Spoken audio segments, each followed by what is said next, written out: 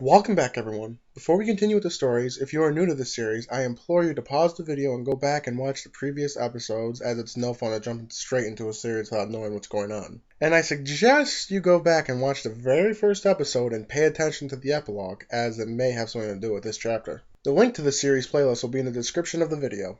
Now, with that said, let's begin. Chapter 7 Through Mount Coronet. What was supposed to be a shortcut has turned into a nightmare as Dante and Violet wander around in the natural maze beneath Mount Coronet. Violet stomps ahead with a flashlight in hand, looking for some indication that they are nearing any exits. "I just had to listen to you," she drones on. "Gemma told me about it," she says in a mocking voice. "It was a fast way to Eternal City." She turns back to Dante, putting her finger in his face.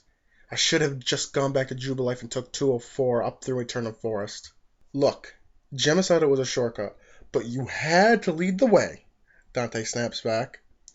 "Just because your little girlfriend told you about a shortcut doesn't mean we had to take it." "Shut up, Violet. It's not her fault or mine that you have no sense of direction." Violet moves in front of her and begins heading into the darkness of the cave. Violet begins laughing. "And how far are you going to get in the dark, genius?" Dante pulls out his Pokégear and opens it up using the light it emits as a flashlight. "See, Violet, thinking outside the box comes in handy sometimes," he says defiantly, continuing to walk away from Violet. "Dante! Don't you dare walk away from me! I'm not going to be responsible for you falling to your death in this godforsaken cave system," Violet shouts. Her voice echoes through the cave, and a loud rumbling reverberates from an adjacent tunnel. They both turn their lights towards the tunnel and see stones falling from the roof of the cave. "Look what you and your loud mouth did, Violet! You caused a rock slide!" "Dante, that isn't a rock slide," she says, her voice totally changing from anger to fear. He hears the change in her voice and he points his Pokégear towards the cave, just as 6 Graveler and a giant golem roll out, throwing up dust and rocks as they roll. Violet drops her flashlight and brings out both Shinx and Flareon and tells them to be ready for anything. Dante follows her lead and brings out Turtwig and Kabuto. The Graveler and Golem roll around them, circling them, trapping them in a dust swirl illuminated by the flashlights. The giant golem launches back and springs open and roars. Its thunderous voice shakes the cave, and all the Gravelers stop rolling and stand to surround Dante and Violet. The golem roars and motions towards the two, and all the Graveler begin growling and slowly walking towards Dante and Violet. "Flareon! Fire Blast! Ignite the ground!" Violet orders. Flareon launches her attack, hitting the ground. The glow of the fire emanates around the Gravelers, sending their shadows casting all over the cave. Golem! Golem roars. "Dante, be ready. You have the advantage here. Focus on attack, and I'll try to counter their attacks," Violet says, stepping closer to Dante. He nods as beads of sweat form on his forehead. "Golem!" At his commanding roar, the Graveler begin attacking with rock throw and mud shots.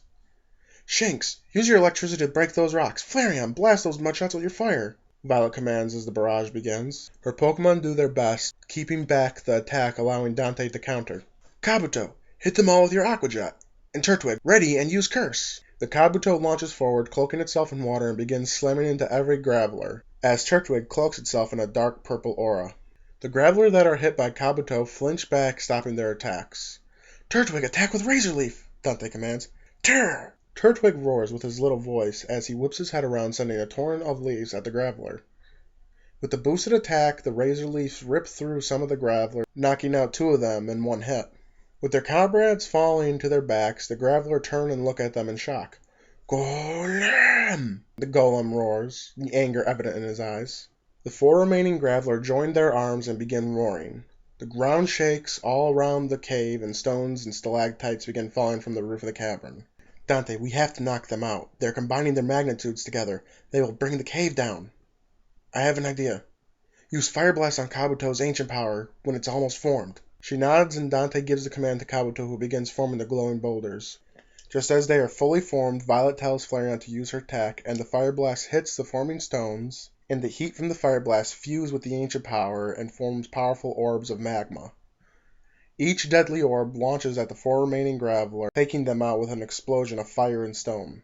They are flung back into the shadows of the cave, and Golem watches with a snarl. The mighty giant turns its anger into a powerful hyper beam that cuts through the ground and hits both Shinx and Kabuto, taking them down instantly. Both Violet and Dante go to their fallen Pokemon and kneel down to help them. Violet looks up at Dante with so many emotions playing on her face. I'm so sorry, Dante, she says, a tone of voice he has never heard before. Dante looks at her and back to Turtwig, wondering if this really is the end. Mewtwo, Shadow Ball, a voice echoes out from one of the many adjoining caves. A sphere of dark energy appears from the shadows and connects with the golem in a massive explosion. A strangely colored Mewtwo floats out of the connecting tunnel, and his trainer, a blond man in a white suit, follows. Mewtwo, pick it up with Psychic and finish it. The pure white Mewtwo nods and uses its mental powers to pick up the golem. It then proceeds to slam the Pokémon against the walls and the ceiling of the cave until it's knocked out. Good job, Mewtwo. Now teleport them somewhere safe. The Mewtwo swings its green tail and a pulse of energy releases, and all the Graveler and the giant golem vanish into a blinding light. The blonde trainer and the Mewtwo move over to Dante and Violet. Are you two all right? He asks gently. Dante and Violet recall their fainted Pokémon and stand. Yeah, our arguing must have drew them to attack. Thank you for saving us, Violet says, her voice humbled. Dante looks at the trainer and realization comes over him. You're Lucius Von Croft, he blurts out. Lucius smiles and nods. That I am. And you two are? He asks. I'm Dante. Dante Lark. And I'm Violet Oak. We are traveling through the Sinnoh region. I'm taking on the League, Violet says, studying the man before her. Ah, the famous Blue Oak's daughter. It's an honor to meet you. To meet you both, he says, looking over at Dante. So what brought you to Mount Coronet? We were told it's a shortcut to Eterna City, Violet explains. Lucius nods. It is. You're actually almost out. It's just through that tunnel ahead. You'll be out near East Eterna. That is a relief to hear. Thank you, Dante says, smiling. So what is the head of one of the world's largest defense companies doing in the heart of a mountain? Just hoping to save lost travelers? Violet asks, her voice skeptical at this situation. Lucius laughs. I was just in the right place at the right time. I was at Spear Pillar, paying my respects to the gods of Sinnoh. I was told it brings good luck to make that pilgrimage. Ah, well, we owe you our lives. Is there any way we can repay you for that? Violet's words caused Lucius to laugh. I was just doing a good deed, Miss Oak. You nor Dante owe me anything.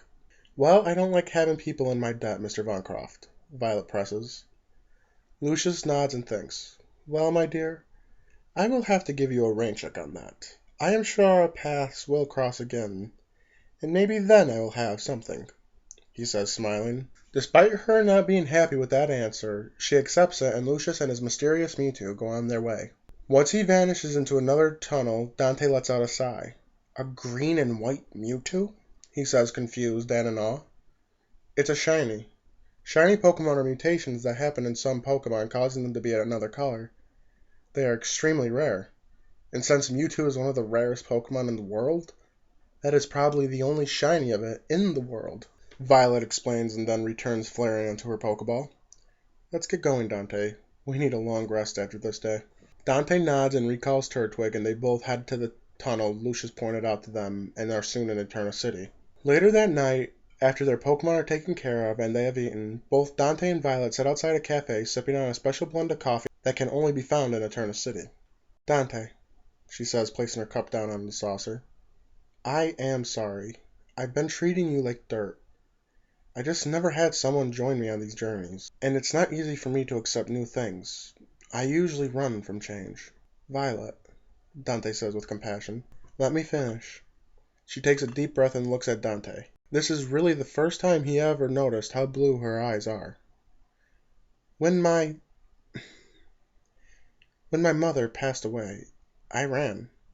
I went to challenge the Johto League, and I've been running ever since. This was my way to grieve. That's why I was angry when my dad wanted me to take you under my wing. Dante nods and takes a sip of his coffee. I can go my own way. You don't have to look after me if you don't want to. I don't want to hold you back. No, I think this is what I need. I need a friend. And with that said, Violet finishes her coffee and stands heading back towards the Pokemon Center. Dante bites his lower lip, mulling over everything Violet just confessed. He takes another sip of his coffee and looks up at the glowing full moon. And that is the end of this chapter. Please leave feedback and your thoughts in the comments below. It helps me grow and change the story so it doesn't turn into something you don't want to listen to. And also let me know what you think of what happened in this chapter. Lucius and his Mewtwo, and Violet's confession to Dante. Let me know it all. All feedback, negative and positive, is welcomed. If you enjoyed this video, please share this series around so others can enjoy it, and leave a like so I know you enjoyed it as well. Follow me on Twitter for updates on anything and everything Pokemon, as well as to know when all my videos go live. The link to my Twitter is down in the description below. And as always, this has been Black Phoenix. Thanks for watching.